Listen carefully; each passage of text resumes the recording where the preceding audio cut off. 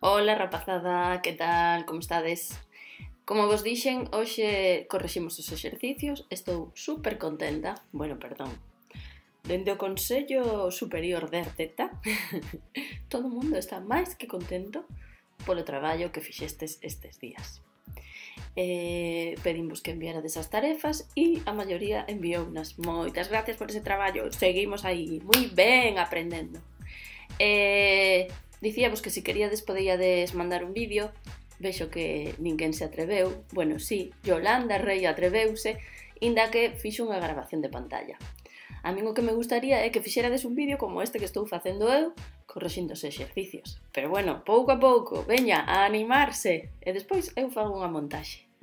Entón, ben, tiñamos 3 tarefas, aparte do vídeo de Xacobo de Toro. Entón, estas 3 tarefas do libro, pois vou nas correxir agora. A primeira de todas dicía... explica cales son os factores que fan posible a vida na Terra. Como Yolanda explicounos super ben, vou vos poñer a súa explicación. Ata agora. A vida na Terra. A existencia da vida na Terra é posible grazas aos seguintes factores. A presenza de auga. A auga forma parte de todos os seres vivos e é unha substancia imprescindible en todos os procesos relacionados coa vida. A temperatura. Na Terra, a diferenza dos planetas veciños, as temperaturas non presentan grandes oscilacións e son axeitadas para o desenvolvemento da vida. A atmosfera. Contén os gases necesarios para os seres vivos, como o oxígeno e o dióxido de carbono. A atmosfera, ademais, contribúe a que as temperaturas sexan as adecuadas para a vida. E a luz, procedente do Sol, é imprescindible para a fotosíntese e é a base da vida vegetal e animal do noso planeta. Moi ben, Yolanda, fenomenal, unha explicación completísima. Moitas grazas.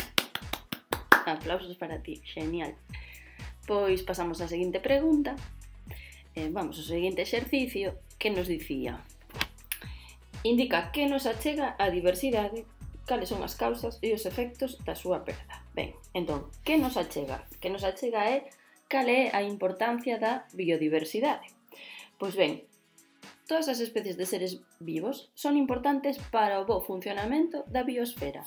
Por pequeno que nos pareza un ser vivo, é importante. Todos os seres vivos teñen unha función. Lembrades como se chamaba a función dos seres vivos? O seu nicho ecolóxico. Entón, pode producirse o que xa falamos en clase do efecto mariposa. A perda dunha especie nun ecosistema pode acarrear consecuencias para o resto dos ecosistemas. Entón, todos os seres vivos son importantes. Pensade nas abellas, que veñen aquí de exemplo.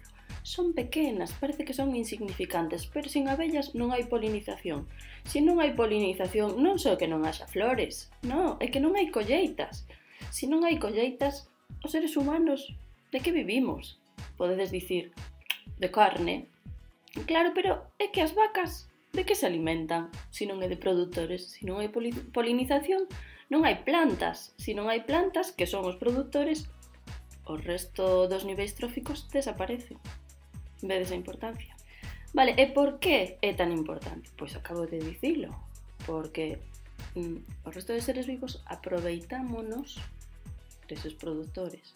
No caso dos seres humanos, aproveitámonos do resto de seres vivos. É dicir, por un lado, facemos agricultura, aproveitámonos dos produtores. Facemos gandeiría, aproveitámonos dos consumidores primarios. Pescamos, estamos aproveitando aí tamén de consumidores, dades vos conta? Entón, son super importantes porque son necesarios para o desenvolvemento da biosfera. Ademais, e a terceira clave polo que son importantes, o funcionamento correcto da biosfera, é dicir, das relacións dos seres vivos, sírvenos para estudiar ao resto dos seres vivos. É dicir, se vemos como funciona o ecosistema, somos quen de saber como podería hipotéticamente funcionar outro ecosistema. De acordo? Entón, deixar que os ecosistemas sigan o seu curso axúdanos o seu estudio. O seguinte apartado fala sobre causas da perda, da diminución, da destrucción da biodiversidade. Estas causas basicamente son antrópicas. antrópicas quere dicir antros, este prefixo significa ser humano, entón, por causas dos seres humanos. Por exemplo, contaminamos o noso entorno. Quen pode vivir nunha charca totalmente contaminada por produtos químicos, por plásticos? En fin, agora as describimos. E cales son estas causas? Por exemplo, destrucción dos espazos naturais. Como? Con incendios. Por urbanismo salvaxe. Dades vos conta, empezamos a construir, arrasamos o que faga falta. Entón, estamos destruindo espazos. Se destruimos espazos, que destruimos? Destruimos o hábitat. E estes seres vivos que fan? Teñen que mudarse ou morrer directamente. Estas son primeira causa. A segunda causa, a contaminación ambiental. Pero que nos afecta a nós, pero que afecta ao resto de seres vivos. Que sucede co quencemento global? Aumentan as temperaturas. Os seres vivos teñen unha temperatura para desenrolarse. Cada ser vivo ten unha temperatura óptima. Se modificamos esa temperatura, eses seres vivos non poderán habitar en determinados espacios. Por exemplo, lembrades a banquisa do Polo Norte e esa capa de xeo sobre o mar. Esa capa de xeo a quen beneficiaba? Os osos polares. Os osos polares estaban aí sobre o xeo, facían un buraco e eses buracos por que son aproveitados? Polas focas para respirar. Entón estaban os osos polares aí, asomaban as focas e cazaban. Que sucede se non hai xeo? Como cazan os osos polares? Non poden cazar. E que fan? Trasládase a pequenos núcleos urbanos a alimentarse de basura. E como son esas imaxes de osos polares que vemos esqueléticos? Outra cousa. A caza e a pesca. A caza e a pesca indiscriminada. Como se está a pescar agora mesmo? Con barcos xigantescos que lanzan redes de arrastre e arrastran todo o que atopan polo fondo, co cual acaban coa pesca, é dicir, acaban cos peixes, pero que ademais acaban co hábitat de outras especies, porque estas redes arrastran do fondo algas e todo o hábitat destruído. Vale, a caza 3/4 do mesmo. Se cazamos indiscriminadamente, estamos esgotando eses recursos, porque ao final a caza e a pesca son recursos, entón todo con control. Vale, outra das causas. Cal é outra das causas? A introducción de novas especies. Desto estivemos a falar estes días, lembrades? Que pasa se introducimos especies invasoras? Invaden o territorio e que fan as especies autóctonas? Teñen que marchar. Hai que controlar isto das especies invasoras porque acaban co hábitat, expulsan ou directamente matan os seres vivos dun ecosistema. Vale, e outra das causas, cal é? A comercialización de especies exóticas. Porque estas especies exóticas, ao final, se se soltan, acaban sendo especies invasoras. Entón, esa é outra das causas da pérdida de biodiversidade. Hai especies moito máis fortes, moito máis resistentes que outras, entón acaban colonizando todos os espazos, co cual perdemos biodiversidade, perdemos diversidade de seres vivos, porque acabarán ocupando o espacio só as máis fortes, que se poden adaptar a todos os espacios. Vale, ata aquí, causas. Agora veremos consecuencias. Como consecuencias aparecennos 3. Se destruímos espazos, sobre todo estamos falando de bosques. Que sucede? Lembrades que eu vos dicía que nos bosques, na madeira, está acumulado o carbono, ese CO2 que collen as plantas coa fotosíntese e gracias ao CO2, a luz do sol e a auga con nutrientes constituen o seu corpo, esa materia orgánica. Esa materia orgánica basicamente é carbono. Carbono de que? Do CO2. Entón, que sucede cando queimamos os bosques? Que ese CO2 volve á atmósfera. Que pasa se incrementamos o CO2? Aumenta a temperatura do planeta. Sí, esa temperatura do planeta que agora mesmo está de media en... Contesta?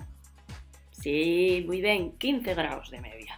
Ben, entón, se incrementamos esa temperatura, xa sabemos todas as consecuencias que acarrea. Entón, destrucción de bosques, ben por incendios forestais, ben por talas descontroladas. Que está sucedendo no Amazonas? Están talando bosques tropicais para plantar que? Para plantar caña de azúcar. A caña de azúcar non é un sumidoiro. Sumidoiro quere dicir onde se concentra o carbono. Non é un sumidoiro de carbono igual que un bosque. Pensade, caña de azúcar, 1 metro de alto. Bosques tropicais, 50 metros de altura de madeira que está acumulando CO2. Verdad? Ben, outra consecuencia máis. Cal vai ser? Aumenta a erosión e perdense recursos hídricos. Por qué? Desaparecen os bosques. Os bosques, ao final, que son raíces que están ancladas ao terreo, ao solo.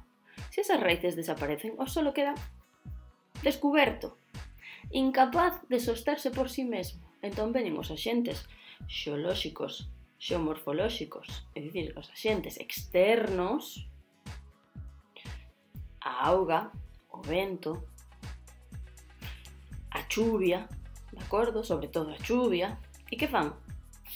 Limpian ese solo, limpian ese terreo e van erosionando, vaise desgastando. As ladeiras das montañas vanse desgastando e ese solo fértil vaise perdendo.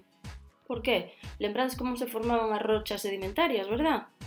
Desgregábanse as rochas, iban escorrendo polos ríos e acababan onde? No mar.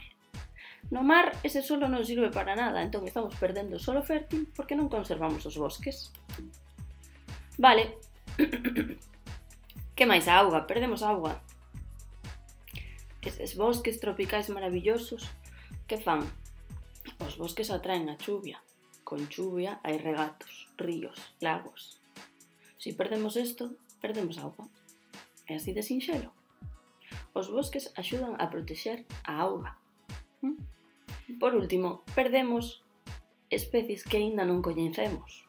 Hai moitísimas especies, millóns, lembrades o que dicía o vídeo Xacobo de Toro? Millóns non, billóns de especies. E nos coñecemos unha pequenísima parte. Seguramente haberá especies que teñen a cura de, non sei, determinadas enfermidades. E nunca o saberemos. Por qué? Porque estamos nos cargando estas especies. Entón, por que son importantes? Porque, sabedes, as plantas medicinais, por exemplo, ou hai especies de animais que teñen determinados compostos que son útiles para fabricar determinadas medicinas.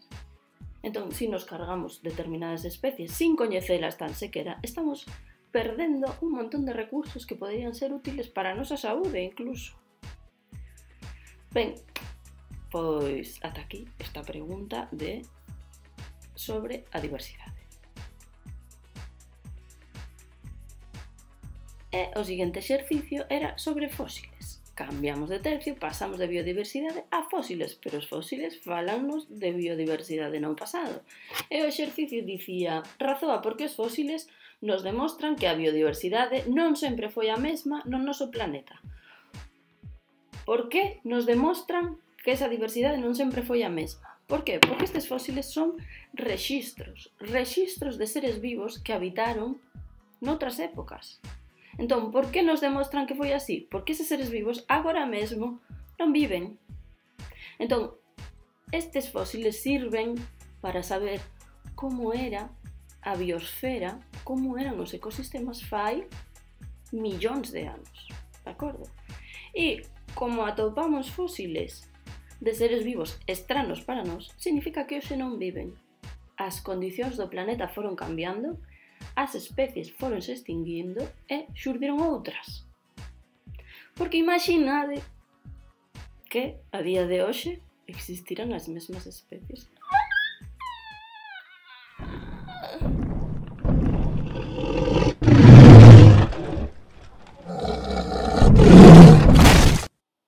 Mi madriña, todo o mundo para o instituto, a ver quen saía ao patio. Tirititi. Quen iba a xogar co patinete ou co monopatín na praza de Pontevedra?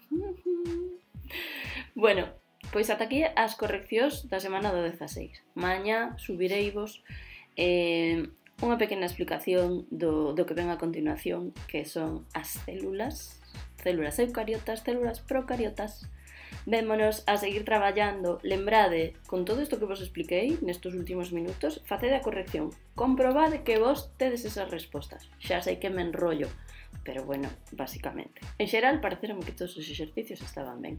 Veña, artetiarras, seguimos traballando. ¡Mua! Chao, chao, chao.